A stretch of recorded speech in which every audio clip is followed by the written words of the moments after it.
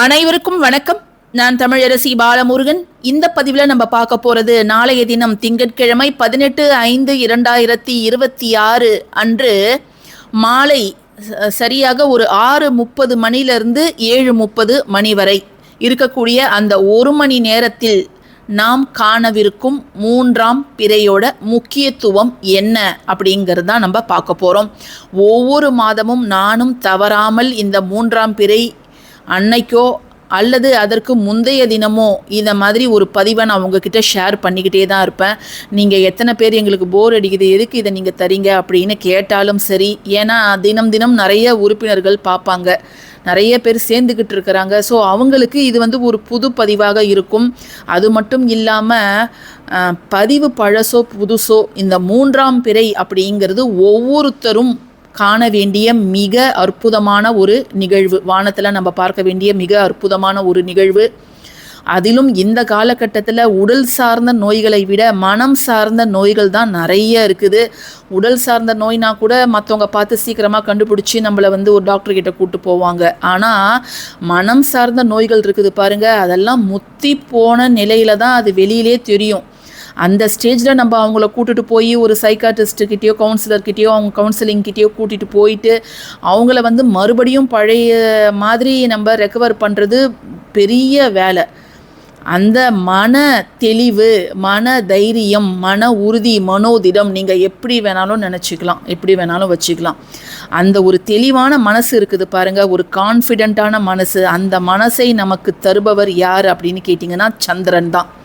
அந்த சந்திரன் மிக அழகாக ஒரு கருப்பு வானத்தில் ஒரு வெள்ளிக்கோடு, ரொம்ப மெலிதான ஒரு வெள்ளிக்கோடு. இதை சொல்லும்போதே இவ்வளோ அழகாக இருக்குது, அதை வானத்தில் பார்க்கும்போது எவ்வளோ அழகாக இருக்கும்.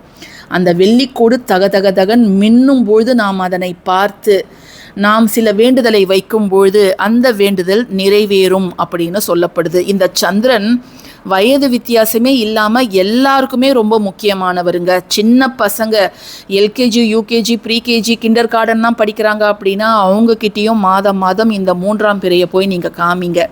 புத்தி கூர்மை அப்படிங்கிறது அதிகமாகும். அந்த ஷார்ப்பாக இருக்கும். அந்த குழந்தை செம்ம ஷார்ப்புப்பா, சொன்னதை அப்படியே பிடிச்சிக்கிச்சு, கற்பூரம் மாதிரி பிடிச்சிக்குது அப்படின்னு சொல்லுவோம்.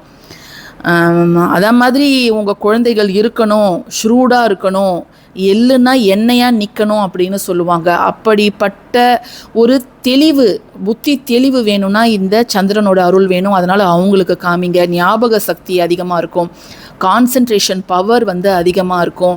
சில பேர் எக்ஸாம் ஹாலில் போய் என்ன படித்தோன்றதே மறந்துடுவாங்க. ஸோ அப்படிலாம் இருக்கக்கூடாதுன்னா சந்திரனுடைய அருள் நமக்கு வேணும்.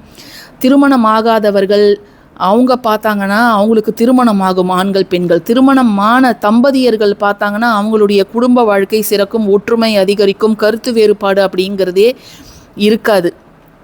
ஏன்னா இந்த காலகட்டத்தில் கல்யாணமான தம்பதிகள் அவங்களுடைய பெற்றோர், அதாவது மாமனார் மாமியாருக்கு உறவு நல்லா இருக்குதா இல்லையா அப்படிங்கிற ஒரு கேள்விக்கு முன்னாடி முதல்ல கணவன் மனைவிக்குள்ளார உறவு நல்லா இருக்குதா, அவங்க சேர்ந்து இருப்பாங்களான்றதே அவங்க உறவு நல்லா இருக்கணும் அப்படிங்கிறதுக்காகவும் அவங்க பிறை தரிசனம் செய்யலாம். வயதானவர்களும் பிறை தரிசனம் செய்யலாம். அவங்க ஆரோக்கியத்திற்காகவும் அவர்களுடைய ஆயுள் கூடுவதற்காகவும் இந்த பிறை தரிசனத்தை தாராளமாக செய்யலாம்.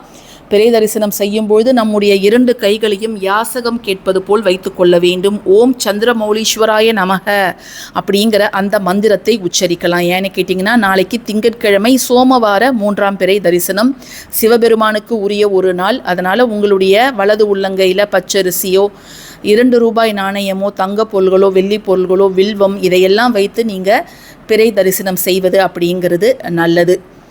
இதை ஏன் நம்ம ரொம்ப முக்கியத்துவம் இந்த மாதத்திற்கு கொடுக்குறோம் அப்படின்னு கேட்டிங்கன்னா இது மழை மாதம், வேறு பேரே கிடைக்கலையாங்க. ஏன் மழை மாதம் அப்படின்னு வச்சுருக்கிறீங்க? மலம் அப்படின்னாலே ஒரு அசுத்தம், தேவையில்லாதது, நம்மை விட்டு நீங்க வேண்டியது, நம்மிடம் இருக்கக்கூடிய கர்மாக்கள், தேவையில்லாத கெட்டது, இதெல்லாம் நீங்குவதற்காகவே இருக்கக்கூடிய மாதம் தான் இந்த மழை மாதம் அல்லது அதிக மாதம் அல்லது புருஷோத்தம மாதம் அப்படின்னு நம்ம அழைக்கிறோம். அதாவது 17ஆம் தேதி மே மாதம் 17 ஆரம்பித்து ஜூன் 15ஆம் தேதி வரை இருக்கக்கூடிய இந்த 30 நாட்கள் மிக மிக அற்புதமான ஒரு நாட்கள். நீங்கள் ஒரு முறை ஒரு மந்திரத்தை சொன்னால் அதை கோடி முறை உச்சரித்ததற்கு சமமான பலன் உங்களுக்கு கிடைக்கும். அதனால் நீங்கள் ஒவ்வொரு நாளும் உங்களால் முடிஞ்ச ஒரு சின்ன விளக்கேற்றுறது, ஒரு சின்ன ஸ்லோகம் சொல்கிறது, லலிதா சகஸ்ரநாமம் கேட்குறது, விஷ்ணு சகஸ்ரநாமம் கேட்குறது, கந்தசஷ்டி கவசம், விநாயகர் அகவல், ஸ்கந்தகுரு கவசம், திருப்புகழ், வேல்மாறல், இப்படின்னு நீங்கள் என்ன வேணாலும் கேட்கலாம், என்ன வேணாலும் வேண்டிக்கலாம், ஜபம் பண்ணலாம், தான தர்ம காரியங்களில் நீங்கள் ஈடுபடலாம். ஸோ இந்த இதில் வரக்கூடிய 3ஆம் பிறையில் நாம் செய்ய வேண்டிய மிக முக்கியமான ஒரு விஷயம் என்ன அப்படின்னு கேட்டிங்கன்னா, அறிவியலும் ஆன்மீகமும் ஒன்றோடு ஒன்று இணை பிரியாமல் இருக்கக்கூடியவை. சில பேர் அதை ஒத்துப்பாங்க, சில பேர் ஒத்துக்க மாட்டாங்க. இது வேற அது வேற அப்படின்னு சொல்லுவாங்க. எண்களுக்கு உரிய சக்தி அப்படிங்கிறது, த பவர் ஆஃப் நம்பர்ஸ் அப்படிங்கிறது தனி. நம்ம ஏஞ்சல் நம்பர்ஸ்லேருந்தே அதெல்லாம் பல முறை உங்ககிட்ட நான் ஷேர் பண்ணியிருக்கிறேன். இப்போது சந்திரனுக்கு உரிய எண்கள் எப்படி நம்ம குபேரருக்கு நம்ம சில எண்களை எழுதுகிறோம். நம்ம பூஜை ரூமில் குபேர பூஜை செய்யும்பொழுது நம்ம மனையில் அந்த குபேர எண்கள் அப்படின்னு போடுறோம், மாய சதுரம் போட்டு அதில் எண்கள்லாம் போடுறோம். நீங்கள் அதை எப்படி ஆட் பண்ணாலும் 72 அப்படிங்கிற ஒரு நம்பர் வரும் அந்த குபேர எண்களில். அதே போலவே சந்திரனுக்கு சில எண்கள் இருக்குது. இப்போ பண வரவுக்கு சில எண்கள் இருக்குது, ஒரு விஷயத்துக்கும் ஒரு எண்கள் இருக்குது. அதே போல் சந்திரனுடைய அருள் பெறுவதற்கு யாருக்கெல்லாம் ஜாதகத்தில் சந்திரன் ரொம்ப வீக்காக இருக்கிறாரோ, 1ஆம் நம்பர் பயந்தாங்குழியாக இருப்பாங்க, அவங்க ஒன்றுத்துலேயும் ஒரு தெளிவான முடிவு எடுக்க மாட்டாங்க, அவங்களும் குழம்புவாங்க, அவங்க சுற்றி இருக்கிறவங்களையும் குழப்புவாங்க, ஒரு சின்ன விஷயத்துக்கு கூட டென்ஷன் ஆகி பதட்டமாகி அவங்களுக்கு அந்த முடிவெடுக்கக்கூடிய திறன் இருக்கவே இருக்காது. அப்படிப்பட்டவர்கள் இந்த எண்களை தினமும் அவர்களுடைய இடது மணிக்கட்டில் லெஃப்ட் ஹேண்ட் ரிஸ்ட் போர்ஷனில் நீங்கள் எழுதிக்கலாம். சந்திரனுக்கு உரிய நிறம்னா வெள்ளையில் நம்ம ஸ்கின்னில் எழுத முடியாது. ஸோ நீங்கள் ரெட்டு, ப்ளூ, க்ரீன் அப்படின்ற மாதிரி நல்ல வைப்ரேட்டிங் கலர்ஸில் நீங்கள் அந்த நேரத்தில் எழுதிக்கோங்க. எந்த நேரத்தில் எழுதணுன்னா, நீங்கள் சந்திரனை தரிசனம் செய்ய போகிறீங்கல்ல, இப்போ மொட்டை மாடியோ பால்கனியோ போகிறீங்கன்னா அந்த நேரத்தில் நீங்கள் இதை எழுதலாம். எழுதிக்கிட்டு, எனக்கு தெளிவான மனம், நல்ல ஒரு தைரியமான மனோதிடமான மனம், எந்த நேரத்துலையும் சோர்ந்து போகாத ஒரு மனது எனக்கு வேணும். ஏன்னா தெளிவான மனம் இருந்தாலே எந்த பிரச்சனைக்கு என்ன மாதிரியான சொல்யூஷன் தேவை அப்படிங்கிறத நம்மளே தீர்மானிக்க முடியும். நம்ம குழப்பத்தில் இருக்கும்போது தான் நம்ம போய் 4 பேர்கிட்ட யோசனை கேட்போம், 4 பேர் நம்மளை இன்னும் குழப்பி விடுவாங்க. ஸோ நம்ம பிரச்சனைக்கு நம்ம தான் தீர்வு கண்டுபிடிக்கணும். அதற்கு சந்திரனோட அருள் வேணும். இதை மாதிரியான டாலர்லாமே விற்கிது, நம்ம அதை டாலராக கூட செயினில் கோர்த்து போட்டுக்கலாம். எப்பொழுதும் இந்த எண்கள் நம்ம கண்களில் படும்பொழுது அதனுடைய அதிர்வு நிச்சயமாக ஒரு நல்ல மாற்றத்தை நமக்கு ஏற்படுத்தும். இதை நீங்கள் பௌர்ணமி இரவில் எழுதலாம். அந்த மாதிரி 3ஆம் பிறை அன்றைய தினம் நீங்கள் இதை எழுதி தாராளமாக வேண்டிக் கொள்ளலாம். இன்கேஸ் நான் பார்க்கல, பிறையை என்னால் பார்க்க முடியலனாலும் பரவாயில்ல, இந்த எண்களை கிட்ட நீங்கள் வேண்டுதல் மட்டும் நீங்கள் வையுங்க, அதுவே போதுமானது. இந்த பதிவு உங்களுக்கு பயனுள்ள பதிவாக இருக்கும்னு நினைக்கிறேன்.